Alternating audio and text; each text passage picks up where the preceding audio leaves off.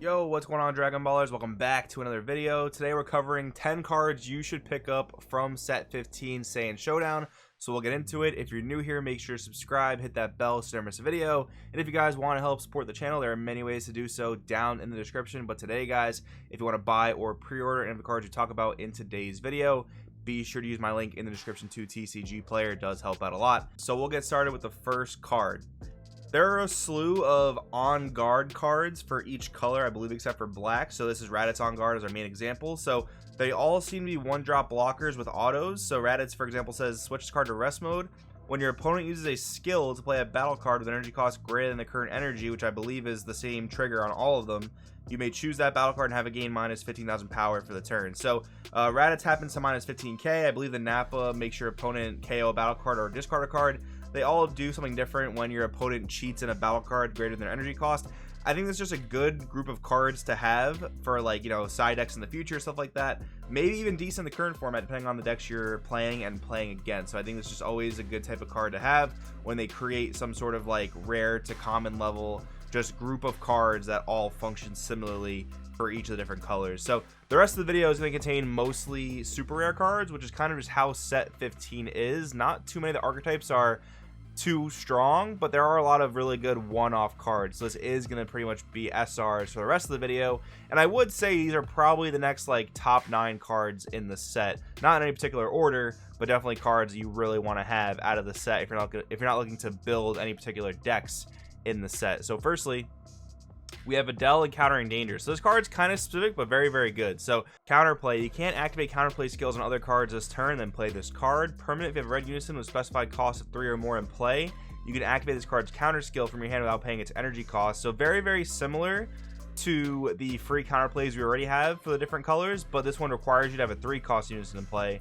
Auto Spirit Boost 1 if your leader's red or a heroine card, and this card's played. Choose up 2 of your opponent's battle cards, and they get minus 20,000 power for the turn. So red's not all that incredible right now, granted, but this card is still insanely good. It gives you an alternative to Yamcha, which can only really be used in very specific scenarios, especially when you consider counter windows. But Adele can pretty much be used at any point, and you're still gonna be able to snipe 2 battle cards for 20k, which is crazy. Now again, not all red decks use 3 cost unisons, but red does have really strong 3 cost unisons, the main one being the Jiren 3 cost red unison. But Saiyan Showdown is also a good 3 cost red unison, so this is a card you definitely want to have for the future when red makes a comeback, because you never know with like nerfs, bans, new cards, stuff like that. A new color can definitely rise to the top. We've seen that many times in Dragon Ball Super now. So this is a card I would definitely recommend having for the future, because if a red deck with a 3-drop unison ever becomes really good, this card's 100% going to be a 3 to 4 of. So you're definitely going to want to have it. Next up, we have Finn, Coercion, Incarnate. This card's actually kind of crazy. So 2-drop 15k deflect. If your leader's black, when this card is played from your hand, your opponent chooses one of their battle cards, then you choose the rest of the battle cards and send them to the owner's warp. So basically your opponent loses their whole board except for 1 card. Now yes, they can pick their best card and just keep it, but this is kind of crazy against just like go wide decks, because go wide decks don't generally play a bunch of like super high value cards. They just play a lot of like, you know, medium level guys that just have a lot of attack stats or maybe some keywords, stuff like that. So by playing this, it's not like they get to keep the best card that's still gonna blow you out. They have to keep 1 attacker, but the rest of their board goes away. So all that progress, all that board presence they, you know, invested goes away, which is absolutely incredible. You know, this won't be amazing against every deck, but this is a really, really good black card that you'll want to have for those go wide decks, like maybe Gogeta Xeno, maybe like starter Vegeta red aggro, stuff like that. This card can be really, really good against. Then we have Ultimate minus energy Powerball. We have a 1-drop counter attack if your leader's mono black. Choose one of your opponent's battle cards with 15,000 power or less, ignoring barrier, and send it to the owner's warp. So notice it does not actually negate an attack, but it is removal on anything in the game 15,000 power or less, so that can be good. Permanent, this card gains Shadow Dragon in all areas, which is important for the Shadow Dragon deck. Permanent, if you have a black unison card in play, you can activate this card's counter skill from your hand without paying its energy cost. So immediately that says to me, like, obviously Shadow Dragons, but also Gogeta Xeno. This can be a pretty solid card. Activate main/battle limit 1. Choose to one of your black leader cards or battle cards and gets plus 15,000 power until the end of a battle or the end of the turn, whichever comes first. So some flexibility. If you don't need the counter attack, you can still get a 15k combo out of it. This card is definitely super solid.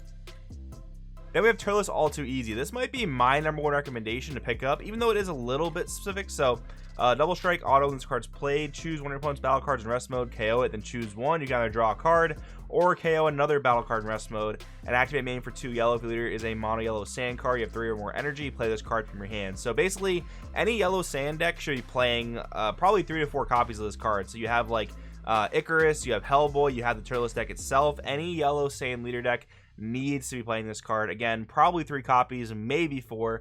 This card is just such a ridiculous boost to a deck like Icarus, which yes, saw many hits on the ban list, but it's still a fine deck, and this card is just a great inclusion to that deck now. So again, any yellow sand deck. I am actually also excited about this card in Hellboy as well, so very good card to have for sure. We'll get to the rest of the cards in a second, guys, but real quick, a word from today's video sponsor. Dragon Ballers, real quick before we get into today's video, just want to share something with you guys that I am very excited about. PPG is going to be hosting the Pro Support TCG weekend in Dallas, Texas, the weekend of November 6th. It's going to be a giant TCG convention weekend hosting all your favorite games, obviously Dragon Ball Super, Digimon, Pokemon, Magic the Gathering, and more. Tournaments for all those. I'm actually going to be there commentating the Dragon Ball Super side of things, the main event on Saturday, the side events on Sunday. I absolutely cannot wait. And if you guys missed out on Gen Con or heard me talk about how much fun that was, you're 110% going to want to be at the Pro Support TCG weekend. The other great thing too is it's just 2 weeks before Nationals, the biggest Dragon Ball Super tournament of the year, so you can get some invaluable practice there. But besides that, it's a convention. It's going to be so much fun, especially for those of you guys like me that just absolutely love trading card games. Definitely check it out. The link to sign up will be in the description. I really hope to see you guys there. Now let's get into the video. Alright guys, I do hope to see you at the Pro Support TCG weekend, but now we have another yellow card you should probably pick up, Son Goku, a gift from Earth. And I'm recommending this one because it's a very unique card in what it does. So basically, it allows you to take markers from your opponent's unison when you yourself use Spirit Boost. So yes, you have to Spirit Boost your own unison, which depending on the deck you're playing can be tough because yellow unisons aren't the best, but that could obviously always change in the future.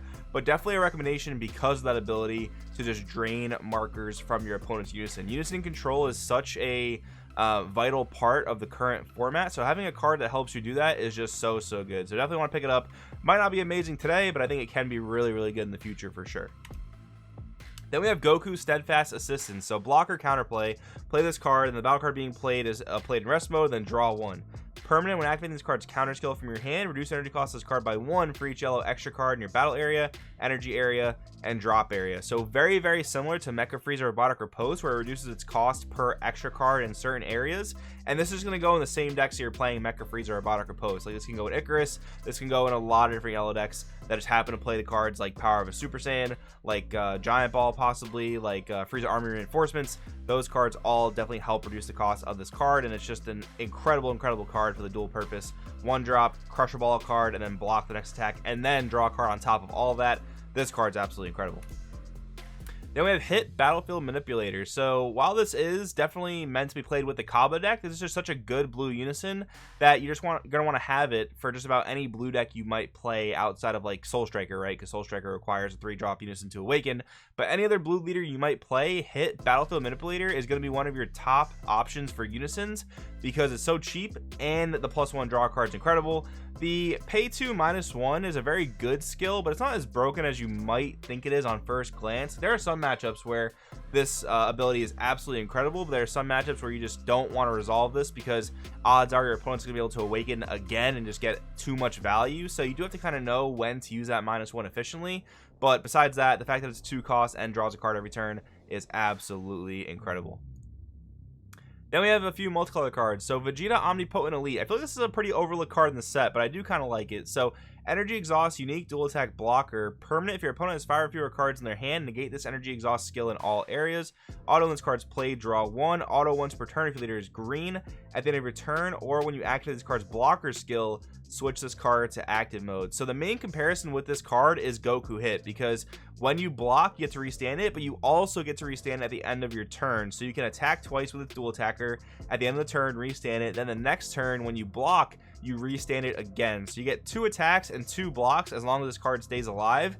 Yes, it is a non-barrier 16k, but Goku hit is the same type of card. And this does cost 1 more than Goku hit, but this card also does draw a card and replace itself. So I think red greens are pretty popular color combination, and this might not be the best in like the super aggro red green decks, but I feel like this is a really good card to consider just for that value of 2 attacks, 2 blocks, and drawing a card, and possibly even being a free check land if you're playing a hand control type of deck. I do feel like this card is pretty solid. And then finally, what kind of video would this be if I didn't recommend SS2 Skefla Lightning Speed? Blue yellow is probably the top multicolor combination right now, and this card is an absolute workhorse. Get rid of a battle card knowing barrier, double strike, blocker, and the potential for dual attack, drawing 2 cards, and tapping one of your opponent's energy. This card's absolutely ridiculous. If you are playing blue yellow, you definitely need to pick this card up, because it is very likely that you should be playing this in just about any blue yellow deck that you are building for the most part. But anyways, guys, that's gonna wrap up today's video. Definitely drop a comment if you want to recommend another card that we should all pick up from set 10. Thanks for watching, and I'll see you guys next time.